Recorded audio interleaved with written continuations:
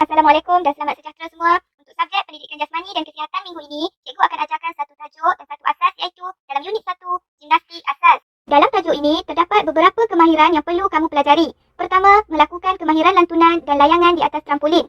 Kedua, menggunakan pengetahuan konsep pergerakan dan prinsip mekanik semasa melakukan lantunan dan layangan di atas trampolin. Ketiga, mematuhi dan mengamalkan elemen pengurusan dan keselamatan. Dan yang keempat, menunjukkan keyakinan dan tanggungjawab sendiri semasa melakukan aktiviti. Kemahiran gimnastik asas menggunakan satu alatan khas yang dipanggil sebagai trampolin. Trampolin ini membolehkan murid membuat lantunan dan layangan badan di udara. Maksudnya, murid dapat melompat, dapat melantunkan badan dan melayangkan badan apabila murid tersebut melompat di atas trampolin. Kemahiran trampolin dapat membina penguasaan, koordinasi, imbangan dan kawalan badan di udara.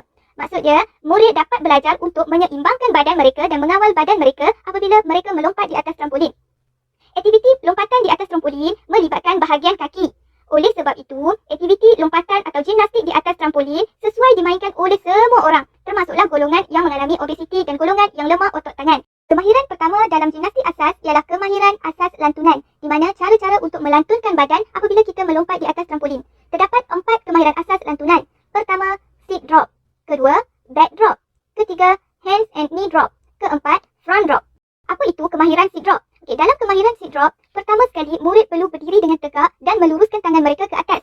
Selepas itu, murid akan menjatuhkan badan mereka tetapi menjatuhkan badan dalam keadaan posisi duduk. Maksudnya kamu jatuhkan badan tetapi kamu masih duduk.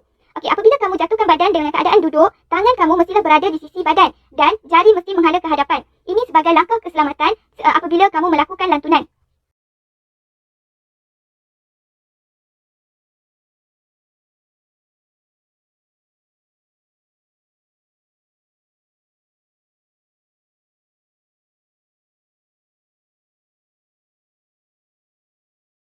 Kemahiran lantunan kedua ialah backdrop.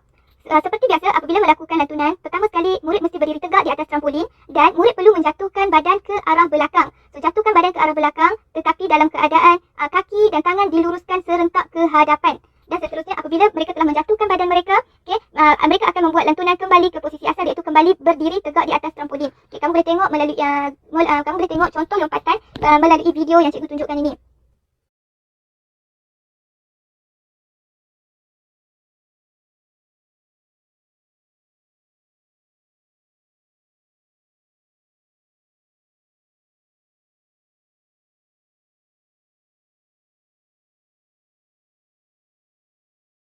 Kemahiran lantunan yang ketiga ialah hands and knee drop. Okey, sebelum ni kemahiran lantunan pertama dan kedua, murid perlu menjatuhkan badan ke arah belakang. Tetapi untuk lantunan yang ketiga, kemahiran yang ketiga, murid perlu menjatuhkan badan ke arah hadapan, tetapi lutut dan tangan murid itu perlu mendarat di atas trampolin dengan keadaan seperti merangkak.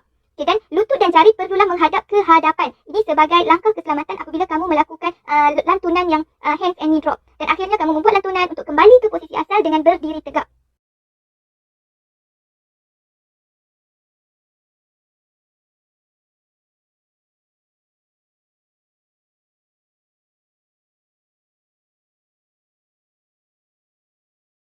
Kemahiran yang keempat ialah front drop. Nama pun front, maksudnya pertama sekali kamu perlu berdiri tegak dan kamu perlu jatuhkan badan kamu apabila membuat lantunan, iaitu kamu perlu jatuhkan ke hadapan tetapi jatuhkan badan dalam keadaan menyarap dan perlu selari dengan trampolin. Apabila kamu menyarap, tangan kamu perlu berada di bawah dagu dan jari menghala ke dalam. Seperti biasa, ini adalah langkah-langkah keselamatan apabila kamu melakukan lantunan.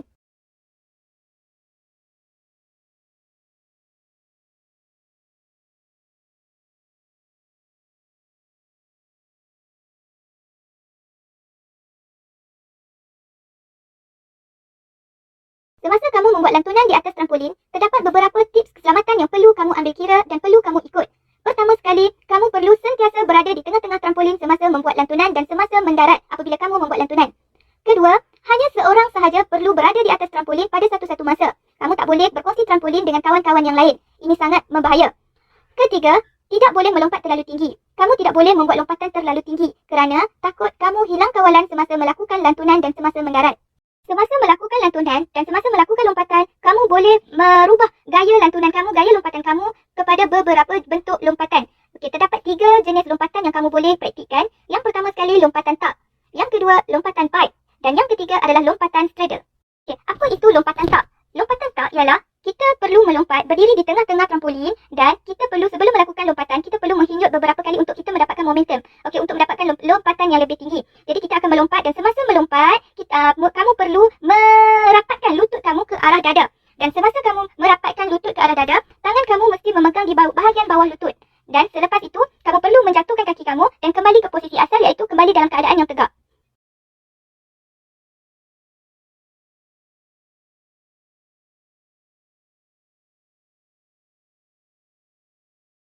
Lompatan pipe pula, untuk lompatan pipe seperti biasa permulaan kamu perlu berdiri tegak di atas trampolin, okey, dan kamu perlu menghinjau beberapa kali untuk mendapatkan momentum. Dan apabila kamu telah melompat pada ketinggian yang sesuai, kamu perlu meluruskan kaki dan pinggul kamu dalam keadaan seperti gambar rajah di sebelah. Okey, kamu meluruskan kaki ke hadapan. Dan apabila ingin mendarat, kamu perlu kembalikan posisi kaki kamu dalam keadaan kamu berdiri dengan tegak.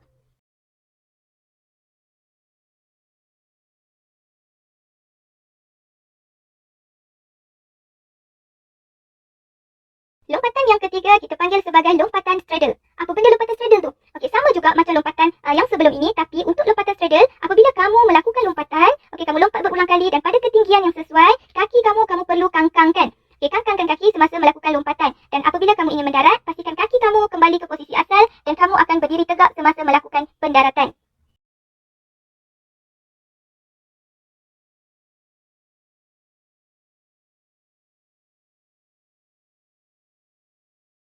Selain daripada melakukan lompatan semasa kamu melantunkan badan di atas trampolin, kamu juga boleh melakukan beberapa putaran badan apabila kamu melakukan lantunan di atas trampolin. Jadi ada 3 jenis putaran yang kamu boleh buat. Yang pertama sekali adalah putaran 90 darjah. Yang kedua putaran 180 darjah. Dan yang ketiga ialah putaran 360 darjah. Lagi lompatan pertama untuk membuat putaran 90 darjah. Okey, kamu berdiri menghadap ke hadapan dan melakukan lompatan. Kamu melakukan lompatan dan semasa kamu melompat, kamu memusingkan badan kamu 90 darjah mengikut arah jam ataupun mengikut lawan jam. Maksudnya, kamu melompat, kamu menghadap ke hadapan dan kamu melompat sama ada kamu memusingkan badan kamu ke kiri ataupun kamu memusingkan badan kamu ke kanan. Itu bermaksud kamu membuat putaran 90 darjah. Bagi putaran 180 darjah pula, seperti biasa kamu membuat lompatan. Jadi kamu menghadap ke hadapan dan kamu membuat lompatan. Jadi apabila 180 darjah, kamu akan membuat putaran ataupun pusingan badan kamu 180 darjah mengikut arah jam ataupun lawan jam. Maksudnya daripada kamu menghadap ke hadapan, kamu akan memusingkan badan kamu semasa kamu melompat ke arah belakang kamu. Jadi apabila kamu mendarat, kamu akan memusingkan badan kamu ke arah belakang.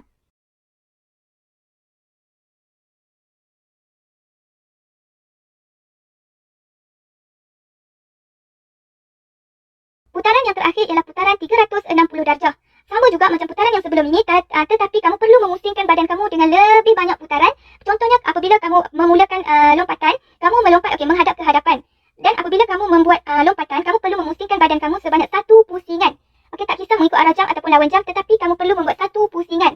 Okey, itu bermaksud putaran 360 darjah. Okey, kamu dah pun diterangkan mengenai asas-asas lantunan, asas-asas lompatan, asas-asas putaran dalam melakukan gimnastik di atas trampolin, menggunakan trampolin. Jadi apabila kita nak buat pergerakan yang lebih sempurna, yang lebih teratur di atas trampolin, okey, kita boleh menggabungkan pergerakan-pergerakan yang cikgu ajar sebentar tadi untuk menghasilkan satu rutin gerakan yang sempurna.